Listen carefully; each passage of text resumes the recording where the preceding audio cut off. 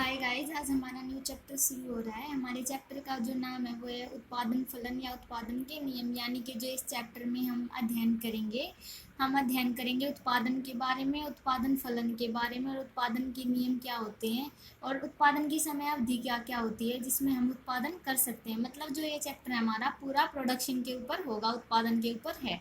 सबसे पहले हम ये जानेंगे कि उत्पादन फलन क्या होता है। तो एक फर्म के जो भौतिक उत्पादन व भौतिक साधनों के बीच का जो संबंध होता है उसे हम उत्पादन फलन कहते हैं। यानी एक फर्म है जो कि उत्पादन कर रही है किसी वस्तु का, एक वस्तु का उत्पादन फर्म करती है वो, और जिन साधनों के द्वारा वह उत्पादन करती है वो, उन दोनों के बीच में जो संबंध होता है वो उत्पादन फलन कहलाता है। यानी कि उत्पादन और उत्पादन को करने वाले साधनों के बीच जो संबंध होता है उसे हम उत्पादन फलन कहते हैं। ये देख लीजिए आप, क्वांटिटी ऑफ एक्स बराबर है फंक्शन ऑफ, ये जो भी उत्पादन के साधन होते हैं उनको फंक्शन ऑफ एक्स यानी यहाँ पर उत्पादन के साधनों को लिया गया, इसलिए यहाँ पर डैश डैश लगाए गए हैं। तो उत्पादन फलन क्या हो गया? एक फर्म के भौतिक उत्पादन तथा जो भौतिक साधनों के बीच का जो संबंध होता है उसे हम उत्पादन फलन कहते हैं। उत्पादन के स्थिर एवं परिवर्तनशील साधन, जो उत्पादन के साधन है वो दो प्रकार के होते हैं। एक होता है परिवर्तनशील साधन और एक होते हैं स्थिर साधन। यानी कि कुछ साधन ऐसे होते हैं जिनमें परिवर्तन किया जा सकता है और उनमें परिवर्तन अगर हम करते हैं तो उत्पादन में भी परिवर्तन हो जाता है।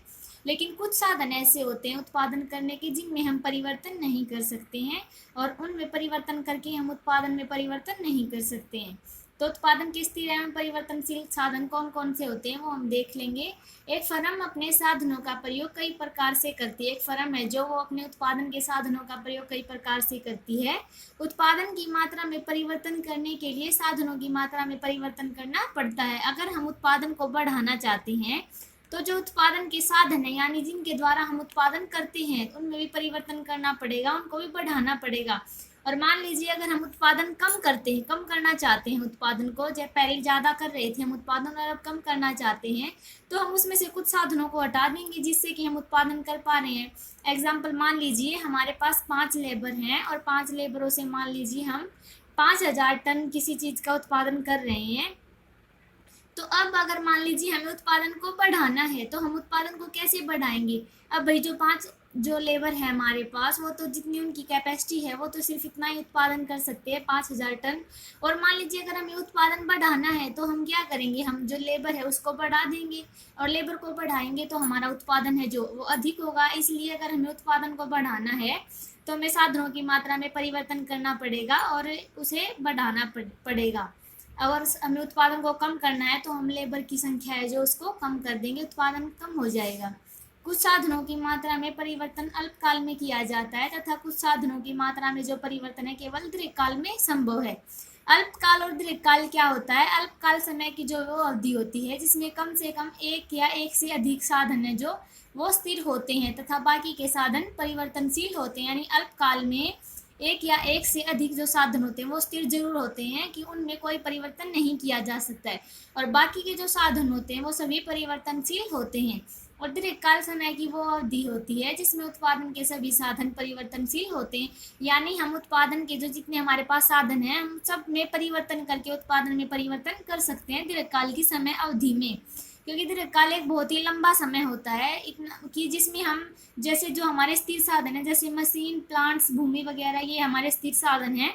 एक दिन में हम इनमें कोई चेंज नहीं कर सकते हैं। मान लीजिए अगर हमें एक आ जाए कि शाम तक हमें मशीनों को इतना बढ़ा देना है तो ऐसा नहीं हो सकता, वो स्थिर साधन है वो इतनी जल्दी नहीं बढ़ाए जा सकते। इसलिए जो दीर्घकाल ऐसी समय अवधि होती है कि एक लंबा समय होता है उसमें हम साधनों को लंबे समय तक हम बढ़ा सकते हैं। लेकिन अल्पकाल समय की वो अवधि होती है जिसमें कि हम सभी साधनों को एक साथ नहीं बढ़ा सकते, उनमें परिवर्तन नहीं कर सकते। तो इसमें कुछ साधन परिवर्तनशील होते हैं और जो कुछ साधन होते हैं वो स्थिर होते हैं। तो कुछ साधनों की मात्रा में परिवर्तन करना पड़ता है, कुछ साधनों की मात्रा में परिवर्तन अल्पकाल में किया जाता है तथा कुछ साधनों की मात्रा में परिवर्तन दीर्घकाल में संभव है। इस आधार पर उत्पादन के साधनों को 2 वर्गों में वर्गीकृत किया गया। ये जो आधार है हमारा दीर्घकाल और अल्पकाल, इसी के आधार पर जो उत्पादन के साधनों को 2 वर्गों में वर्गीकृत किया गया है।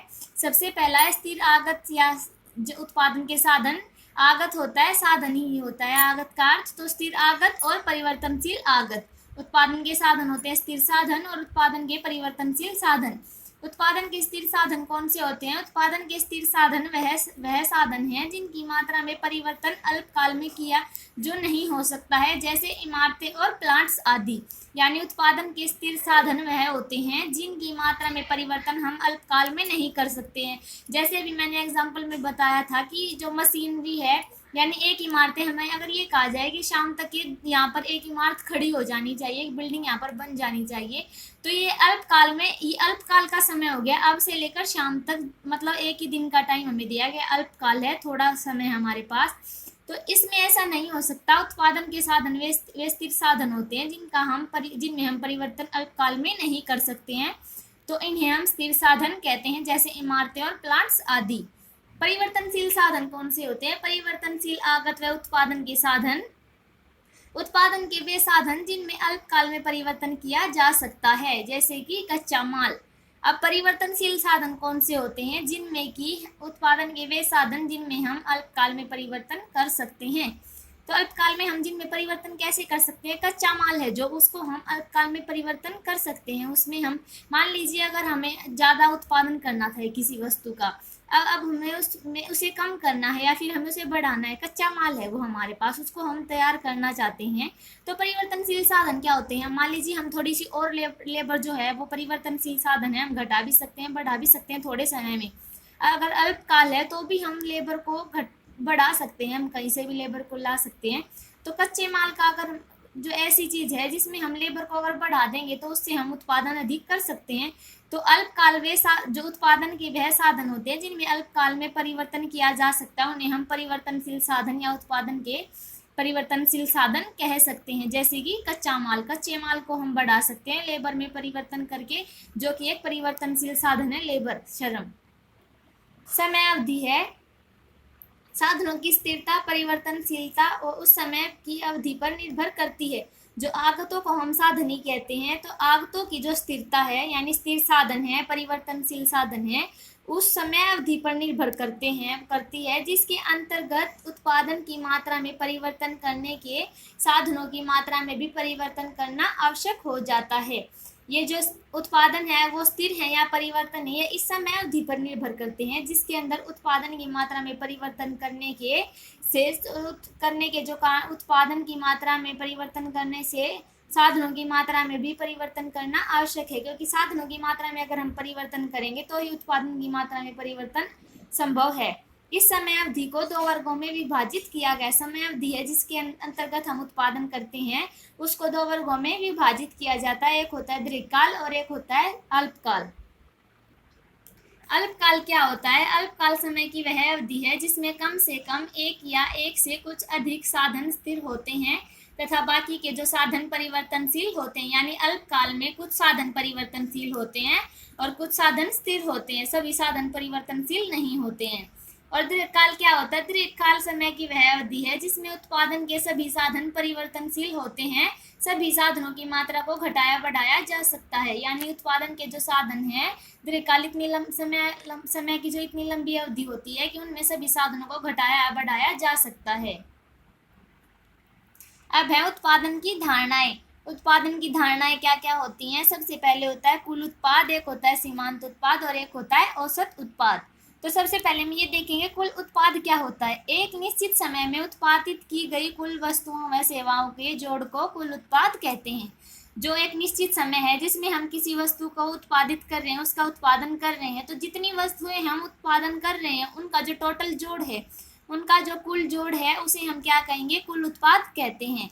सीमांत उत्पाद क्या होता है? परिवर्तनशील कारक की एक इकाई का कम या अधिक प्रयोग करने से कुल उत्पाद में जो अंतर आता है उसे सीमांत उत्पाद कहा जाता है। यानी एक अतिरिक्त इकाई का जो है अधिक प्रयोग या कम प्रयोग करने से, यानी परिवर्तनशील कारक की या फिर मतलब परिवर्तनशील जो साधन है हमारे पास, अगर उसको हम कम प्रयोग करें या फिर अधिक प्रयोग करें, मतलब परिवर्तनशील कारकों में परिवर्तन करने पर कुल उत्पाद में जो अंतर आता है उसे सीमांत उत्पाद कहा जाता है। दोबारा से देख लीजिए आप, जो परिवर्तनशील साधन है हमारे पास, उनमें परिवर्तन करने पर कुल उत्पाद में जो अंतर आता है उसे हम सीमांत उत्पाद कहते हैं। और सीमांत उत्पाद शून्य भी हो सकता है, ऋणात्मक भी हो सकता है और धनात्मक भी हो सकता है, लेकिन कुल उत्पाद कभी भी शून्य और ऋणात्मक नहीं हो सकता। ये इसका जो है फॉर्मूला है, ये भी आप याद कर लीजिएगा। औसत उत्पाद, क्योंकि सीमांत उत्पाद जब भी हम निकालेंगे तो इससे ही हम सीमांत उत्पाद निकाल पाते हैं, ऐसे हम सीमांत उत्पाद नहीं निकाल पाएंगे। औसत उत्पाद क्या होता है? कुल उत्पाद को परिवर्तनशील कारक की कुल इकाइयों से भाग देने पर औसत उत्पाद का अनुमान लगाया जा सकता है। यानी कुल उत्पाद जो है उसको अगर हम परिवर्तनशील कारक की कुल इकाइयां हैं जो उनसे भाग देंगे तो औसत उत्पाद का अनुमान लगाया जा सकता है। जब आप तालिका या सारणी बनाते हो और उसमें अगर आपको औसत उत्पाद निकालना पड़ता है तो आप कुल, और आप नहीं निकाल पा रहे हो तो इजी वे में आप कुल उत्पाद को परिवर्तनशील जो कारक है, यानी जो जिन साधनों में परिवर्तन हो पाता है, परिवर्तनशील कारकों की जो इकाइयां दी गई होंगी उनकी कुल इकाइयों से भाग अगर देंगे तो औसत उत्पाद हमारा निकल सकता है। हम औसत उत्पाद का अनुमान कुल उत्पाद को परिवर्तनशील कारकों की इकाई से भाग देकर लगा सकते हैं। इसका सूत्र है AP बराबर TP बटे L, यानी एवरेज प्रोडक्ट बराबर है is equal to total product बटे L। L मीन्स लेबर श्रम। अब है उत्पादन के नियम। उत्पादन करने के नियम होते वो क्या क्या होते हैं? उत्पादन का नियम क्या होता है? उत्पादन के नियम से अभिप्राय साधनों का वस्तुओं में रूपांतरण है। उत्पादन जो है वो क्या होता है हमारा? उत्पादन का अभिप्राय है साधनों का वस्तुओं में रूपांतरण, यानी उत्पादन के जो साधन हैं उनके द्वारा वस्तुओं को उत्पादित करना, साधनों को वस्तुओं में रूपांतरण करना उत्पादन कहलाता है। उत्पादन के दो नियम होते हैं। सबसे पहले होता है साधन के प्रतिफल और एक होता है पैमाने के प्रतिफल। दो उत्पादन के नियम होते हैं, साधन के प्रतिफल और पैमाने के प्रतिफल। साधन के प्रतिफल क्या होते हैं? अन्य सभी साधनों के स्थिर रहने पर केवल परिवर्तनशील साधन की मात्रा में परिवर्तन करके ही उत्पादन की मात्रा में होने वाले परिवर्तन की प्रक्रिया को साधन के प्रतिफल कहा जाता है। यानी साधन के जो प्रतिफल होते हैं उनमें जो सभी साधनों के स्थिर रहने पर जो स्थिर साधन है उनमें कोई परिवर्तन नहीं होता है, केवल परिवर्तनशील साधनों की मात्रा में परिवर्तन करके ही हम उत्पादन की मात्रा में जो परिवर्तन कर सकते हैं, और इस प्रक्रिया को हम साधन के प्रतिफल कहते हैं। यानी कि परिवर्तनशील साधन जैसे श्रम आदि है, श्रम आदि को बढ़ाकर ही हम उत्पादन बढ़ा सकते हैं, और यदि हमें उत्पादन कम करना है तो श्रम आदि की मात्रा को हम कम कर देंगे तो जो उत्पादन के साथ हमें प्रतिफल, साधन के प्रतिफल प्राप्त होते हैं, और इस प्रक्रिया को हम साधन के प्रतिफल कहते हैं। पैमाने के प्रतिफल क्या होते हैं? दीर्घकाल में उत्पादन के सभी साधनों के आकार या पैमाने में परिवर्तन करके उत्पादन को बढ़ाने की प्रक्रिया को पैमाने के प्रतिफल कहा जाता है। यानी दीर्घकाल में उत्पादन के सभी साधनों, जो सभी साधन हैं वो परिवर्तन करके हम उनमें उत्पादन में भी परिवर्तन कर सकते हैं, और इन्हें हम, ये जो प्रक्रिया होती है सभी साधनों में परिवर्तन करके उत्पादन में परिवर्तन करने की प्रक्रिया को हम पैमाने के प्रतिफल कहते हैं। आई होप आप लोग अच्छे से समझ गए होंगे। आज की वीडियो में इतना ही, मिलते हैं हम नेक्स्ट वीडियो में नेक्स्ट टॉपिक के साथ। अगर आपको कोई भी टॉपिक, कोई भी वर्ड, कोई भी लाइन, कुछ भी अगर आपको समझ नहीं आया आप मेरे को कमेंट करके बता सकते हैं, मैं आपको उसका आंसर ज़रूर दूंगी।